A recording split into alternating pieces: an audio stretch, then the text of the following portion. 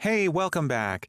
In this lecture, we're going to cover controller input, and we'll discuss exactly what that means. We'd like to be able to move the mouse and, as a result, allow the character to look around and change its orientation in the world. Now, to do this, we're going to be changing properties on the controller. So let's talk about the controller. When we start the game, we have a character, and since we set that character's variable called AutoPossessPlayer equal to player0, the engine spawns a controller which then possesses the character. Controllers are designed to handle user input behind the scenes and take that data and move or change the character in some way. So a controller's purpose is to possess a pawn and control it using that user input. In a game, the controller represents a player. And a controller doesn't have a location per se, but it does have its own rotation. This means we can change the rotation of the controller and configure the character to follow that rotation. Now, we saw that Unreal Engine has a vector data type, which has X, Y, and Z components. Unreal Engine also has a rotator data type, which is similar to the vector, only instead of X, Y, and Z, it has a yaw, pitch, and roll. So let's see what those quantities mean. So here's our project. I'm going to open FPS Character and click on the viewport so I can see the character's mesh. And I'm going to select the character mesh. And up here, we see that snapping is enabled for rotation mode.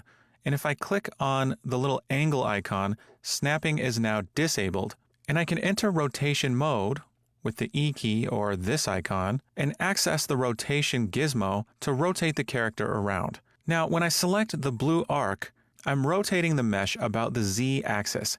When I do this, I'm changing the mesh's yaw. So yaw is the rotational value about the Z axis. If I instead select the green gizmo handle, I'm now rotating the mesh so that it's looking up or looking down. This is changing the pitch of the mesh component. Now, when I select the red handle, I'm tilting the mesh left and right, and this is changing the roll. So yaw, pitch, and roll are rotational quantities about their corresponding axes. Yaw rotates around the z-axis, pitch rotates around the y-axis, and roll rotates around the x-axis. So when we move the mouse, we'd like to be able to look up and down as well as left and right.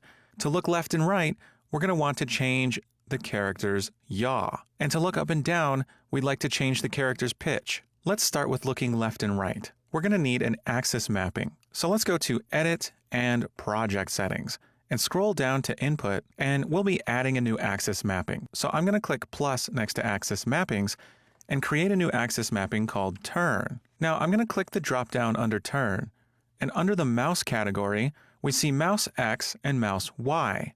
I'm going to choose Mouse X. Selecting Mouse X results in collecting data whenever we're moving the mouse left and right. So let's go back into FPS Character and click on Event Graph. Now here we have our move forward and move right. Just below that, I'm going to right-click and type Turn. And I see under Axis Events, Turn. This event was created as soon as I made the Turn axis mapping. And we have this axis value. Now just to show you this axis value when we move the mouse, I'm going to click off of the execution pin and use a print string node. And I'm going to take the axis value and plug it directly in to the print string. Now I'm going to compile and hit play. And now clicking in the viewport, if I move the mouse to the left, I get a negative value.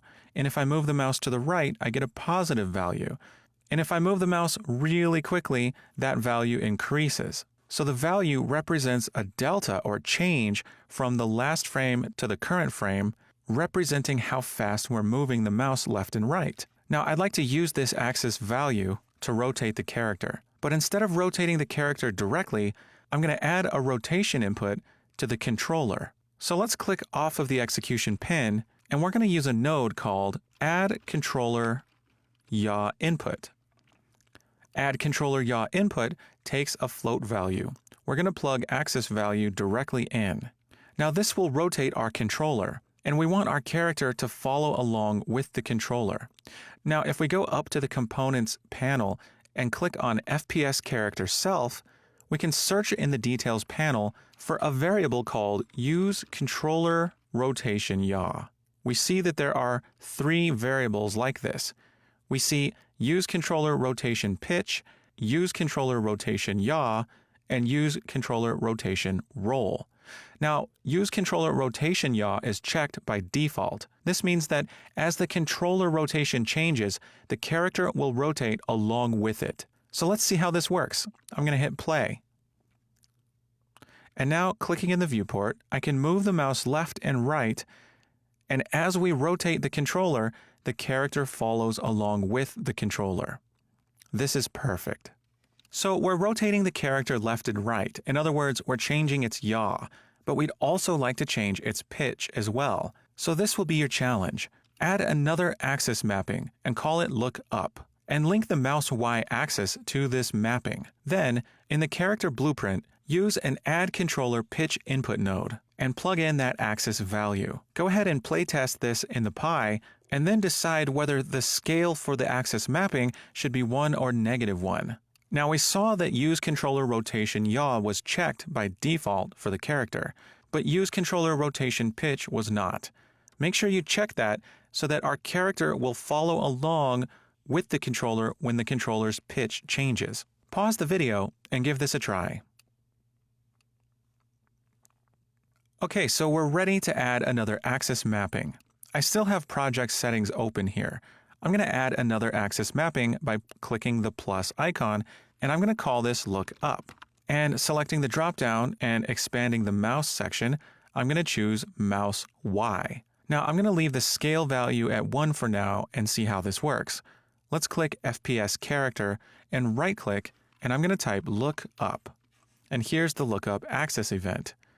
Now dragging off of the execution pin, I'm going to type add controller pitch input and select that. And now I can plug axis value directly in to this node. Now we're adding pitch input to the controller, but we need to make sure our character follows along. So I'm going to click FPS character self and select use controller rotation pitch. I'm going to make sure that's checked. Now let's compile and hit play. And I'm going to click in the viewport and move the mouse up. And I notice that the character is looking down when I move the mouse up. And when I move the mouse down, the character looks up. This configuration is known as inverted in video games, and it's usually a setting that the player can change. I personally prefer for the character to look up when I move the mouse up. So I'm going to go ahead and go back to project settings and take our lookup axis mapping and change the mouse Y scale value to -1. Now when I go back and press play and click in the viewport, when I move the mouse up, I look up, and when I move the mouse down, I look down.